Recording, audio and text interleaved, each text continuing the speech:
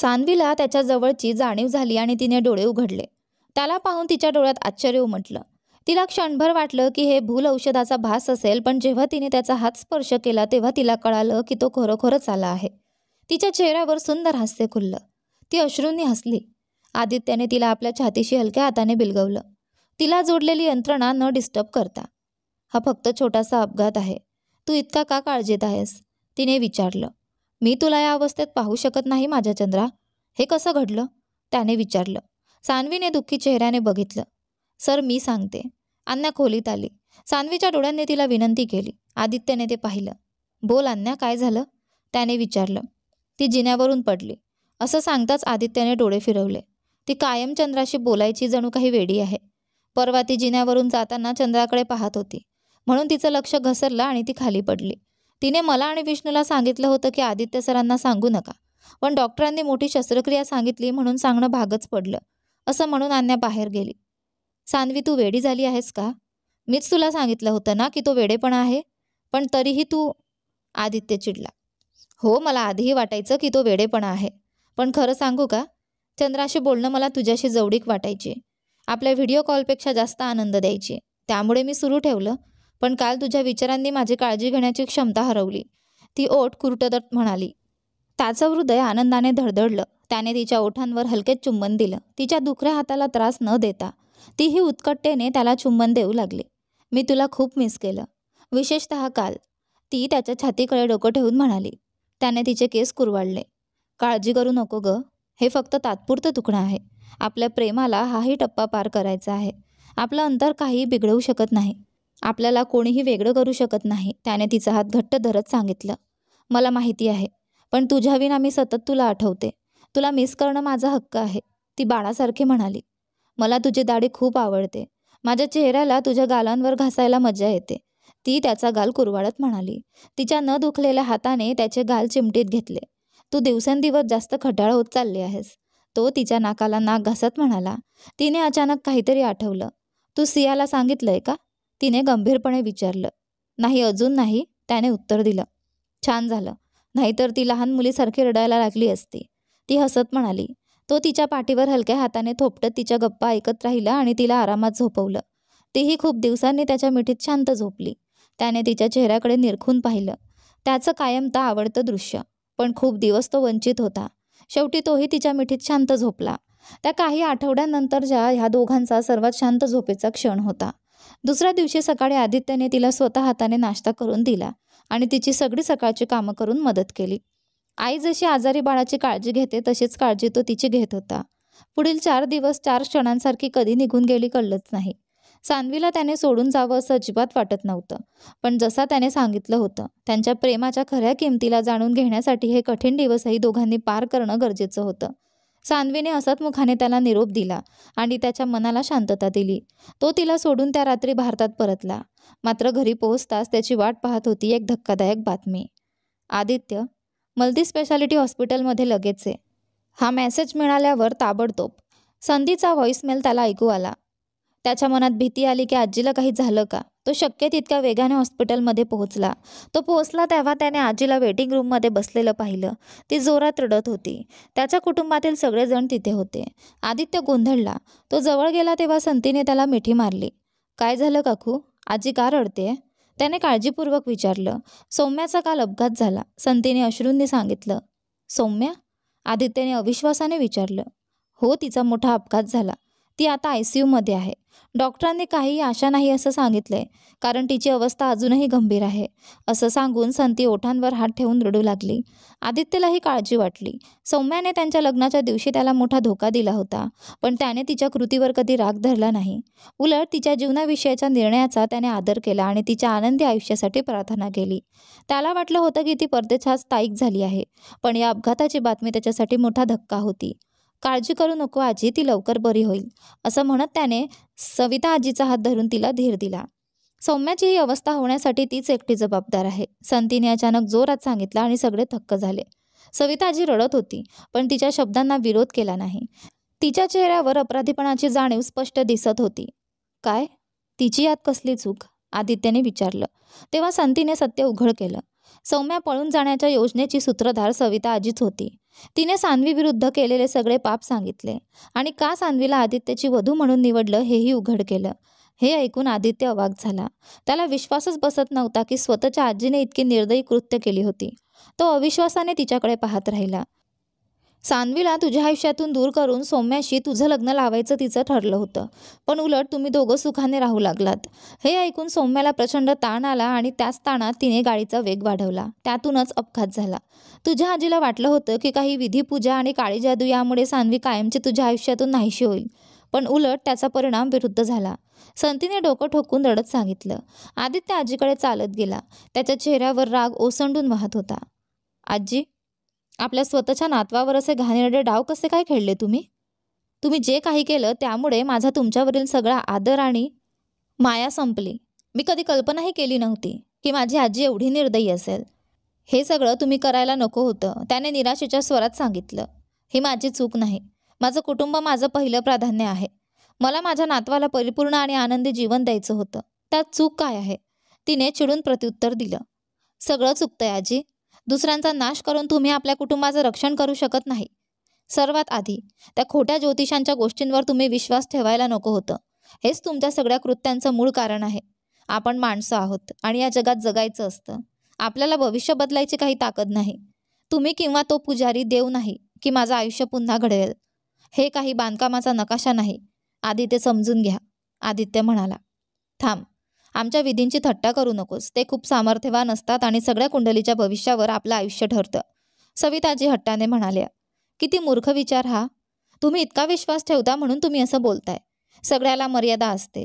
या खोट्या गोष्टींवर तुम्ही डोळे झाकून विश्वास ठेवू शकत नाही. बरं, आता तो पुजारी कुठे आहे? जर त्याच्याकडे कुणाचं आयुष्य घ्यायची ताकद आहे तर मग तो वाचवू का शकत नाही?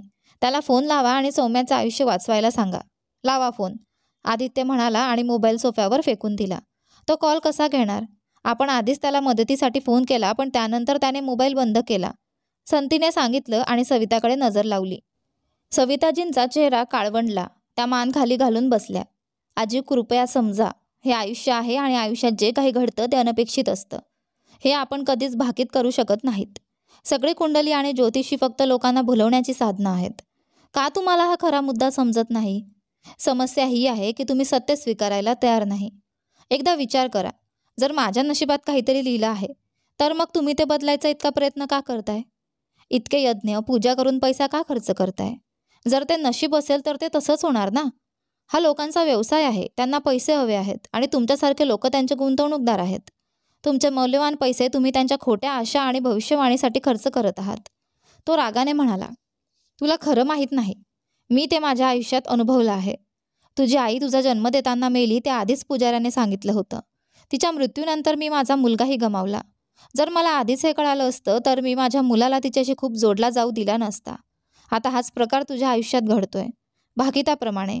तुझी पहिली पत्नी 4 महिन्यात मरणार आहे म्हणूनच मी तुला तिच्यापासून लवकर वेगळं करण्याचा प्रयत्न केला. मला तुझ्या वडिलांसारखं दुःख तुला भोगायला नको होतं. तू माझी काळजी समजून घेत नाहीस, उलट मला दोष देतोस. सान्वी तुझ्यासाठी योग्य नाही असं म्हणतोस. मी हे सगळं तुझ्या आनंदासाठी केलं. सविताजी डोळ्यातून अश्रू ढाळत म्हणाल्या. आई माझ्या जन्मावेळी मेली ते आपल्या हातात नव्हतं. ते निसर्गाने ठरवलं होतं. आपण त्याच्याविरुद्ध जाऊ शकत नाही आणि ते बदलूही शकत नाही. जर सौम्याचा हा अपघात माझ्याशी लग्नानंतर झाला असता तर तुम्ही म्हणालात की ते माझ्या कुंडलीमुळे झालं. पण ती अजून माझ्याशी लग्न केलेली नाही. तरीसुद्धा ती इथे जीवासाठी झगडतेय. याचा अर्थ काय? मग ज्योतिषाने तुम्हाला याबद्दल का नाही सांगितलं? समजून घ्या आजी, हे अंधश्रद्धा धोकादायक आहेत आणि एक दिवस त्या तुमचं स्वतःचं आयुष्य उद्ध्वस्त करतील. मी तुम्हाला देवाची पूजा थांबवायला कधीच नाही सांगितलं, पण हे खोटे लोक जे देव असल्याचा दिखावा करतात त्यांना देव मानू नका. मी सुद्धा देवावर विश्वास ठेवतो. देव कधीच आपल्या मुलांना चुकीच्या मार्गावर नेणार नाही किंवा क्रूर गोष्टी करायला लावणार नाही. जर तुम्ही देवावर विश्वास ठेवत असाल तर विश्वास ठेवा की तो तुमच्या आत आहे. देव म्हणजे तुमचं खरं प्रेम, तुमच्या कुटुंबावर असलेलं निस्वार्थ प्रेम. तेच त्याचं खरं रूप आहे. देव कधीच तुम्हाला वाईट काम करायला सांगणार नाही. त्याने दाखवलेल्या मार्गावर चला आणि त्याच्यात रममाण व्हा. हाच त्याला मिळवण्याचा खरा मार्ग आहे. या खोट्या लोकांच्या मागे लागू नका आणि तुमचं आयुष्य धोक्यात टाकू नका, असं सांगून आदित्य रुग्णालयातून बाहेर पडला. सविताजींचा चेहरा फिका झाला. त्या हे सत्य स्वीकारू शकत नव्हत्या, पण त्यांना समजलं की खोट्या लोकांवर विश्वास ठेवणं चुकीचं होतं. आपल्या कृतींबद्दल त्यांना पश्चाताप झाला आणि त्या सौम्याच्या बरे होण्यासाठी मनापासून प्रार्थना करू लागल्या. त्यांचा चेहरा आणि भावना पाहून संतीला कळालं की सविताजींच्या मनात बदल झाला आहे. तिने मनोमन प्रार्थना केली की त्या पुन्हा कधीच अशा गोष्टी करणार नाहीत. 4 महिन्यांनंतर आणि best female singer of the year पुरस्कार मिळतोय सान्वीला, असं त्यांनी जाहीर केलं आणि आदित्य आनंदाने उड्या मारू लागल्या. त्याला तिची प्रत्यक्ष भेट घ्यायची होती, पण काही बंधनांमुळे तो त्यावेळी पॅरिसला जाऊ शकला नाही. तो टीव्हीवर तिचा चेहरा पाहत होता. पुरस्कार स्वीकारताना तिचा आनंदी चेहरा त्याच्यासाठी या जगातील सर्वात मौल्यवान गोष्ट वाटत होता. सान्वीने जाहीर केलं की हा पुरस्कार ती आपल्या पतीला समर्पित करते, ज्यामुळे आदित्य अभिमानाने उजळून निघाला. सविताजी आणि त्यांचं कुटुंबही तो कार्यक्रम पाहत होतं. आदित्यबद्दल सान्वीने बोलताच ते आनंदाने टाळ्या वाजवू लागले. सविताजी, तुम्ही नेहमीच तिला दोष द्यायचात की ती तुमच्या नातवासाठी योग्य नाही, पण आता बघा, तिने आपलं संपूर्ण कुटुंब अभिमानाने उंचावलंय. जगभर आयोजित स्पर्धेत तिला बेस्ट सिंगरचा किताब मिळालाय. आशा आहे आता तरी तुमचं तिच्याबद्दलचं मत बदललं आहे. संतीने विचारलं. काय ते असो, मला लहानपणापासून ती आवडत नव्हती, पण माझ्या नातवाला ती आवडते म्हणून मी तिला नावडू शकत नाही. जर ती काही मिळवते तर माझा नातू आनंदी होतो आणि आपोआप मला देखील आनंद मिळतो. सविताजी टीव्हीकडे हसत मुखाने पाहत म्हणाल्या. त्यांच्या या बोलण्यावर संती हसू लागली. ज्या खोट्या पुजाऱ्यावर त्या विश्वास ठेवत होत्या त्याला लोकांची फसवणूक आणि खून करण्याचा प्रयत्न केल्याबद्दल तुरुंगवासाची शिक्षा झाली. त्या घटनेनंतर सविताजींना आपली चूक उमगली. खोट्या लोकांवर विश्वास ठेवून आणि त्यांच्या सांगण्यानुसार पैसे खर्च करून आयुष्यात काही मिळणार नाही हे त्यांना जाणवलं. त्याऐवजी त्यांनी तो पैसा गरिबांसाठी खर्च करायला सुरुवात केली, ज्यामुळे त्यांना खरं आत्मिक समाधान मिळू लागलं. सविताजींना आदित्यवर सर्वात जास्त प्रेम होतं, म्हणूनच त्याच्या भल्यासाठी त्यांनी चुकीची कृत्य केली. पण नंतर आदित्यने त्यांना त्यांचे विचार चुकीचे असल्याचं पटवून दिलं आणि जीवनाकडे वेगळ्या दृष्टिकोनातून पाहायला शिकवलं. त्या नव्या बाजूला त्यांनी पूर्णपणे स्वीकारलं. सौम्या देखील पूर्णपणे बरी झाली आणि महिनाभरापूर्वीच रुग्णालयातून सुटली. सुरुवातीला तिला राग आला होता, पण नंतर तिने सत्य स्वीकारलं. ती इतकी परिपक्व होती की सगळं मान्य करून पुढे निघून गेली. सिया, द्वारिका आणि मनोहर सान्वीला स्टेजवर पाहून खूप उत्साहित झाले. द्वारकाच्या डोळ्यात आनंदाश्रू उभे राहिले. ती अगदी माझ्या बहिणीसारखी दिसते, ती अभिमानाने म्हणाली. सियालाही सान्वीने आपलं ध्येय गाठल्याचं पाहून खूप समाधान झालं. पुढच्या सकाळी आदित्य आतुरतेने विमानतळावर सान्वीची वाट पाहत होता. सान्वी आणि तिच्या टीमने विजयाबद्दल पत्रकार परिषदेत भाषण दिलं. तिच्या डोळ्यांनाही त्याची ओढ होती. तासाभरानंतर ती कॉन्फरन्स रूममधून बाहेर आली आणि सर्वप्रथम तिच्या नजरेत आदित्यचा चेहरा भरला. ती त्याच्याकडे धावत जाऊन घट्ट मिठी मारते आणि आपला आनंद व्यक्त केला. त्यानेही तिच्या डोक्यावर चुंबन घेऊन तिला मिठीत घेतलं. दोघं घरी पोहोचले आणि सान्वीला आश्चर्य वाटलं की त्यांच्या दोन्ही कुटुंबातील मंडळी तिच्या स्वागतासाठी घरात वाट पाहत होती.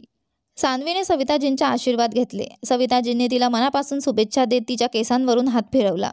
द्वारकाने तिला मिठी मारून गालावर चुंबन दिलं. तिच्या यशाबद्दल अभिनंदन केलं. सियानेही तिला बहिणीप्रमाणे मिठी मारली. सान्वीला असा कुटुंबासोबतचा आनंद मिळाला जो तिने याआधी कधीच अनुभवला नव्हता. त्यांनी सर्वांनी एकत्र दुपारचे जेवण केले आणि संध्याकाळी घरी परतले. घरात फक्त आदित्य आणि सान्वी दोघेच राहिले. त्यांना लागणारी प्रायव्हसी मिळाली. आदित्यने आपल्या खोलीत तिला भेटताच तिला उत्कटपणे किस केलं. सान्वीनेही त्याला किस दिला, पण अचानक मागे मान घेतली. आदित्यला आश्चर्य वाटलं की ती त्याच्याकडे बारीक डोळ्यांनी पाहू लागली. काय? तो हसत विचारतो. हे काय? तुझी दाढी कुठे गेली? तिने त्याचा चेहरा दाखवत विचारलं. अगं, ते फक्त... तो काही सांगणार होता, पण तिने त्याचे शब्द तोडले. काही कारण नको. मी तुला सांगितलं होतं की मला तुझी दाढी आवडते, पण तुला त्याचं काहीच नाही. तू चेहरा क्लीन शेव करून आलास. कसं काय धाडस झालं तुझं? असं म्हणत तिने त्याच्या गालावर थाप मारली. आदित्य दचकला. तू मला निराश केलंय, त्यामुळे तुझी दाढी पुन्हा येईपर्यंत तुला किस करण्याची परवानगी नाही. तिचं उत्तर ऐकून आदित्य दंग झाला. अगं, हे बरोबर नाही. मी दाढी साफ केली कारण मला पत्रकारांसमोर त्या दाढीसकट उभं राहायचं नव्हतं. मला वाटलं तुझ्या इमेजवर त्याचा परिणाम होईल. अशा छोट्या गोष्टीसाठी तू इतकी कठोर शिक्षा कशी देऊ शकतेस? तो वाद घालू लागला. ती अजूनही त्याच्याकडे रागाने पाहत होती. तेवढ्यात तिच्या मोबाईलचा आवाज आल्याने तिचे विचार भंगले. तिने आपला मोबाईल हातात घेतला आणि पाहिलं की कॉल अन्याचा आलेला होता. ती हसत हसत कॉल उचलते. तिने काही मिनिटं अन्याशी बोलली आणि अखेरीस तिच्या कानात ती हळूच कुजबुजली. लग्नाच्या रात्रीसाठी खूप खूप शुभेच्छा. आनंद घ्या. हे ऐकून आदित्यला धक्का बसला. तिने केव्हा लग्न केलं? त्याने रागाने विचारलं. कालच. किती सुंदर लग्न होतं. तुला माहीत आहे का? तिला शाळेपासूनच विष्णूवर प्रेम होतं, पण तिने त्याच्याकडे आपलं प्रेम व्यक्त करण्याचं धैर्य केलं नाही. नंतर विष्णूने सांगितलं की तो तिला प्रेम करतो. मग तिने त्याच्या सुखी जीवनासाठी स्वतःचा त्याग केला. आता विष्णूला तिच्या गुप्त प्रेमाची माहिती मिळाली आणि त्याने तिला लगेच प्रपोज केलं. त्यांचं लग्न काल चर्चमध्ये पार पडलं. तिने खूप उत्साहाने त्यांची कथा सांगितली. छान, आता मला खरंच एकमेकांसाठी बनलेल्या संकल्पावर विश्वास आला, त्याने हसत म्हणाला. तिने परत हसून त्याच्यापासून थोडं अंतर घेतलं, त्याला छेडत. सान्वी, असं करू नकोस, हे बरोबर नाही. त्याने तिला मनापासून पिळून हसवलं. नाही. तिने त्याच्यावर पाण्याचा घडाही ओतला. मग ती पलंगावरून उतरून दरवाजाकडे धावत गेली, पण आदित्यने तिचा हात धरला. ती विरोध करत तिचा हात सोडवण्याचा प्रयत्न करत होती, पण जेव्हा त्याने आपलं डोकं खाली करून तिला ओठांवर चुंबन दिलं तेव्हा तिचं हृदय वितळू लागलं आणि तिच्या डोक्याने पडण्याचा विचार सोडला. तीही 4 महिन्यात त्याला खूप मिस करत होती. त्यामुळे तिने नक्कीच खोट्या भांडणांना थांबवून त्याला अधिक उत्कटपणे परत किस केला. त्याचा प्रत्येक केस हाताखाली स्पर्श करून, ज्यामुळे त्याची इच्छा अधिक तीव्र झाली. तू मला अधिक वेळ बनवतेस. हे 4 महिन्यात मी तुला किती मिस केलंय ते सांगण्यासाठी शब्दच नाहीत, आदित्य म्हणाला. काय करणं हे शब्दापेक्षा जास्त बोलतं, पण काही लोक कधीच समजत नाहीत, म्हणून आपलं प्रेम व्यक्त करण्यासाठी ते शब्द शोधतात. तिने खेळकरपणे डोळे कोळसवले, ज्यामुळे त्याची आवड अधिक वाढली. त्याने तिला आपल्याकडे खेचून कमरेभोवती हात घालून मिठीत घेतलं. तिच्या पोटात फुलपाखरांचा अनुभव येऊ दिला. त्याने तिला हळूच स्पर्श करून तिच्या भावनांच्या गोंधळात बुडवले. त्याचे स्पर्श तिला अधिक खेळकर वाटू लागले. ती त्या भावनेत पूर्णपणे हरवली आणि त्याच्या अगाध प्रेमात स्वतःला हरवून बसली. जेव्हा ती जागी झाली तेव्हा तिने पाहिलं की अजूनही अंधार आहे आणि तिला वाटलं की सकाळ लवकर झाली असावी. तिने पाणी प्यायचं ठरवलं, पण त्याचे मजबूत हात तिला हलवण्यापासून थांबवत होते. तिने त्याच्याकडे पाहून अनुभवले की तिचा संपूर्ण आनंद त्याच्या चेहऱ्यावर दिसतो, जणू एक व्यक्ती तिच्या समोर उभी आहे. त्याने तिला अशी सुंदर जीवन भेट दिलं जे तिने कधीच कल्पनाही केली नव्हती. मी फक्त माझ्या आवडत्या फुलाचं स्वप्न पाहिलं होतं. अचानक तू माझ्या आयुष्यात प्रवेश केलास. मला वाटतं तू माझ्या स्वप्नात अडथळा निर्माण करशील, पण तू मला सिद्ध केलंस की मी पूर्णपणे चुकीची होते. तू माझ्या आयुष्यात फुलांची बाग तयार केलीस. जेव्हा मला फूल हवं होतं तू मला फुलांची बाग दिलीस. यापेक्षा मला काय हवं? आणि त्याचे नाक पकडले. त्याने एक डोळा मारला आणि ती धक्का खाईल अशी झाली. तू जागी आहेस? तिने विश्वास न करता विचारलं. हो, मी फक्त जाणून घ्यायचं ठरवलं की माझ्या पत्नीच्या माझ्यावर काय विचार आहेत, म्हणून मी झोपेचं नाटक केलं. त्याने हसत उत्तर दिलं. जर तू म्हणतोस की मी बाग तयार केली, तर तू मला माझ्या आवडत्या फुलांचे संपूर्ण जंगल दिलीस, म्हणून मध्यरात्री माझं स्तन उकळवून टाकणं थांबव, त्याने हसतमुख पप्पी चेहरा ठेवून सांगितलं. पप्पी बॉय? तिने डोळे रोल करत त्याला खेळकरपणे मारायला सुरुवात केली. आदित्य संपूर्ण हसत तिला मिठीत घेत राहिला. त्यांना कधीही वाटलं नव्हतं की त्यांचं निराश आयुष्य इतकं सुंदर वळण घेईल आणि असं होईल की सर्व लोकांनी त्यांच्यासाठी स्वप्न पाहिलं. आपली प्रत्येक कृती समान परिणाम घेऊन येते. जे आपण देतो ते आपल्याला परत मिळतं. जेव्हा आपण हद्दपार प्रेम देण्याऐवजी दिलेल्या द्वेषांची सुरुवात करतो, तेव्हा निश्चितपणे ते अनपेक्षित स्वरूपात परत येतं आणि आपलं आयुष्य आपल्या कल्पनेपेक्षा सुंदर बनवतं. तर सरप्राईज लग्नाचा करार ही कथा आपली आता इथे संपली आहे. तर आशा आहे की तुम्हाला आपली संपूर्ण कथेचे भाग आणि ही संपूर्ण कथा आवडली असेल. पण पुढची कथा सुरू होण्यासाठी मला या कथेबद्दल तुम्हाला काय वाटतं हे कमेंटमध्ये सांगायला विसरू नका. व्हिडिओला जास्तीत जास्त लाईक करा, शेअर करा, चॅनलवर नवीन असाल तर सबस्क्राईब करा आणि हो, नोटिफिकेशन बेल नक्की दाबा, जेणेकरून येणाऱ्या पुढील व्हिडिओची अपडेट तुम्हाला सर्वात आधी मिळेल. धन्यवाद.